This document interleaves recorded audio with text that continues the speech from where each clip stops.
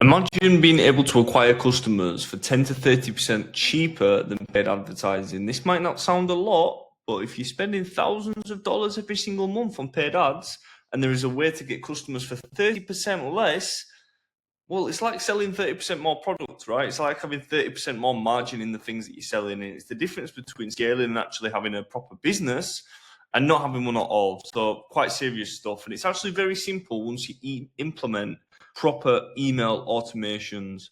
Now, the truth is that successful e-com brands, they don't rely on a single channel, but they find the sweet spot that unlocks the profitable growth. So for a brand that's making money, it looks something like this. This is the cycle. So you've got paid traffic, ads, Facebook ads, Google ads, whatever. And then you've got organic social media, and then you've got search engine optimization. This then brings traffic to your website and you convert them with conversion rate optimization, displaying your product and what you've got for sale and handling objections on the sales page. Then you've got email/rewards. This is your retention marketing. Then you're converting customers, which leads to profit. Profit, you've got money to buy more clothing, you've got money to put back into your brand, more money onto paid ads, and then the cycle keeps repeating. Now, the danger is, if you do not have one of these, you are killing the chain. You're killing this flow that a profitable brand has. Now, the problem with this is you might be able to get away with it not having emails optimized. You might be able to get away with it. You probably can for a little bit, but you're going to earn less profit because emails should be doing 35 to 60% of your sales, depending on what your brand is. It's doing a lot of your sales for a very low cost, right? So if you don't have this, you're making less profit. You've got less to reinvest. You're going to end up getting to a point when you've got to reduce the paid traffic. Then if you're not getting any traffic, it doesn't matter how good your CRO is because you're not getting enough people to your site to make money. And if you've got overheads, this is where it kills your brand. So it's going to be a weaker cycle, less profitable, and you're eventually going to get killed by cash flow if you're in cycle. So all brands have the chain.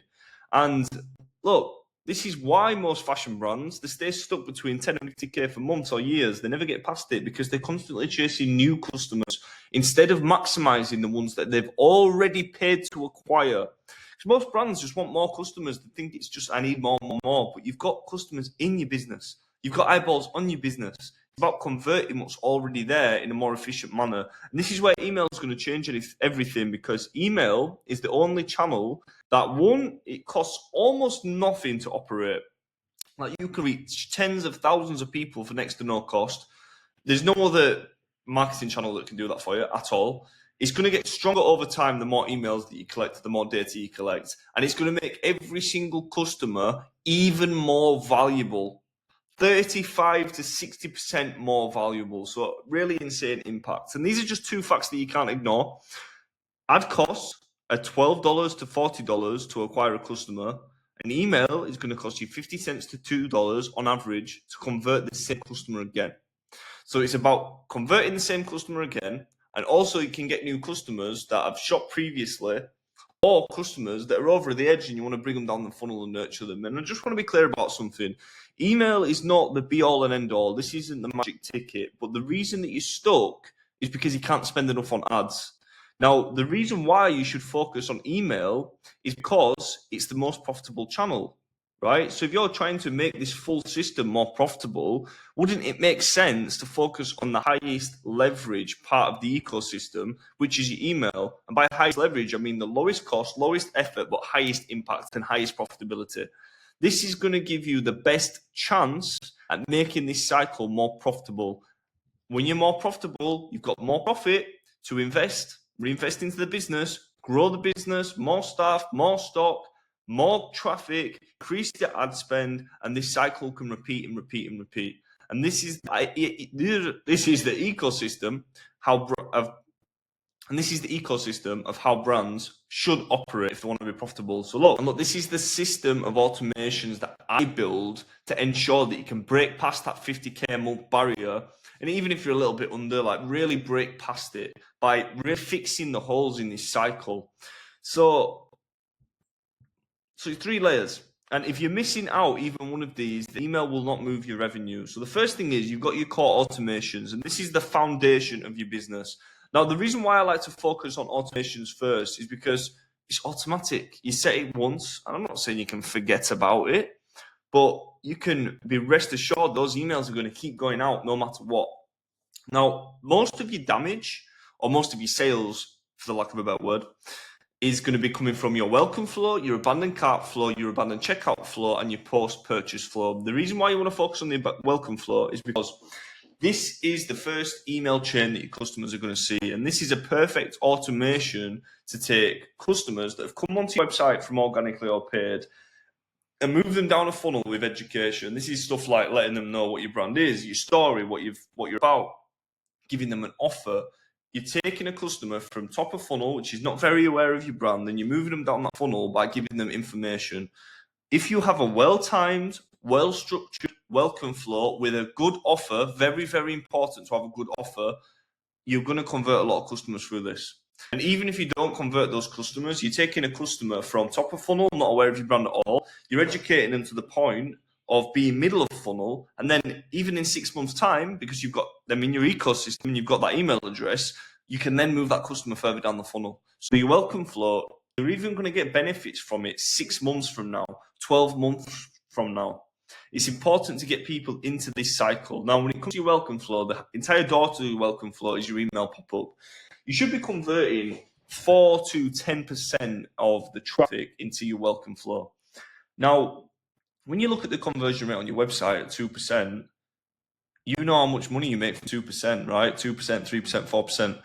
If your welcome flow is converting at 6%, that's a large amount of traffic that you can take down the funnel. Now, the second thing, abandoned cart and abandoned checkout, people get these two confused. Abandoned checkout is when people get to the final stage and they can enter their email address, right? Abandoned cart is just add to cart and leave. Abandoned checkout is your highest leverage and hottest customer because they've actually completed an action, they've put in some details, they've got to the very end, something stopped them. So that's why you want to focus on that. And you want to make sure you've got enough emails to actually send, but that is going to be picking up a lot of your customers. It's going to have a strong effect on your conversion rate.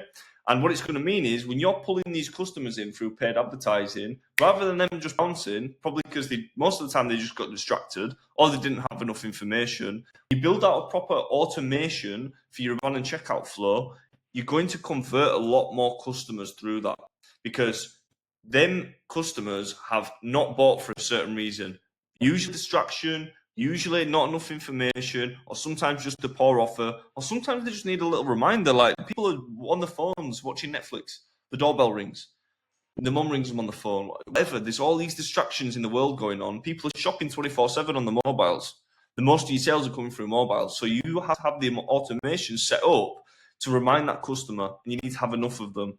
And then the final thing is, this is one that people overlook massively, it's actually the post-purchase flow. Now, this holds a very strong importance for your brand because customers want to feel like you appreciate their order. They want to be, they want the confirmation. They want to know how long it's taking. If you are smart with your post-purchase flow, you can take away that buyer's remorse. That's a real emotion, right? A lot of people shop online out of impulse. They regret it. They want to cancel their order. Sometimes they don't tell you any of this. Sometimes they regret it. They let you send the order. They've received the order and they just return it straight away. So you can actually have a massive impact on your return rate, which you're losing fees, postage, return costs, restocking costs. Sometimes they come damaged, postal costs. You can reduce a lot of these costs that is massive in e-com businesses by having a strong post-purchase flow with a few emails, thanking them, and letting people know when their order is late. That's how you do it through the post-purchase flow. And that's going to handle a lot of the fees that you're going to have into your e-commerce business. Now, these are going to run 24/7. Once they're set up, they're ready to go.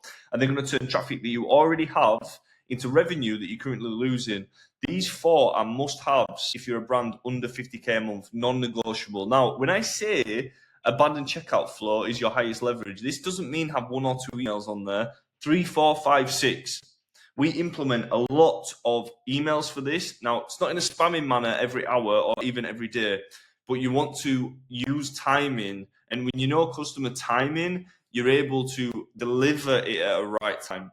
For example, if a customer's on the phone, a lot of them get distracted. You want your first one going out after 15 minutes because they're sort of still in that same session. Whatever they're doing, they're likely to still be doing it in 15 minutes, right? If they're sat at home watching Netflix, they're likely going to be back on the phone in 15 minutes. That phone call is likely going to end in 15 minutes. That person who knocked on the door, to deliver the Amazon parcel when they're buying bullshit off Gene, right? They're likely gone in 15 minutes. So sending an email at the right time is very, very important. And these are the ones that we focus on when we really want to get a lot of the sales from certain flows. Very, very important. And these alone will usually recover 5 to 20k a month, depending on the volume of your store. And this is just a foundation, because this is going to convert every visitor. And this is before you even start thinking about campaigns, right? The campaigns are going to be things that you setting up manually and you're into design and send out. These are going out automatically in the background. These are the highest leverage. Now, when I say highest leverage, the reason why I mean that for this, because when you focus on automations for leverage, the reason why you get leverage is because you are making the emails once and you can let them go on, and they're automatically making sales for you constantly, automatically in the background. Now, if you're trying to compete with another brand, which whatever your brand is, you're going to have competitors out there and people have lots of choice. People follow multiple pages. If you're not at top of mind and you're not supplying the correct information and you're going against somebody that is taking advantage of automations, you can't compete with automations. Like, look how many hats you're wearing for your business, right? You're doing so many tasks all the time. You can't manually rely on you constantly putting out marketing messaging. You need to have automations on your side. And with email, if it's doing 35 to 60% of your revenue, a lot of that's going to be automated, right? You cannot compete with automations. So it's an essential part of your business if you want to break past that 50K. Now, the second thing is behavior-based attention loops. So these are triggers that you want to set up for behaviors on the site. Now, four of them that I like to do is viewed products but didn't buy. This is a very important flow to set up, because that's another indication of being interested, right? And for the ease of automation, like, yes, listen, you're not going to get as many sales as your abandoned checkout flow. No, this is the big daddy. You're not going to get as many as this, but the leverage that you have, you might as well have this automation going out, because a lot of people view products, but they might be thinking, I'm not getting paid yet. But then, if you offer buy now, pay later options on your site, you might just want to send them an email that says, we accept Klarna. Then all of a sudden, the conversation that they're having in their head is a little bit different. So it's an opportunity to segment information to people. Now, also, you might want to send specific emails about the product that they've viewed. But we see a lot of success in this, building this in for clients.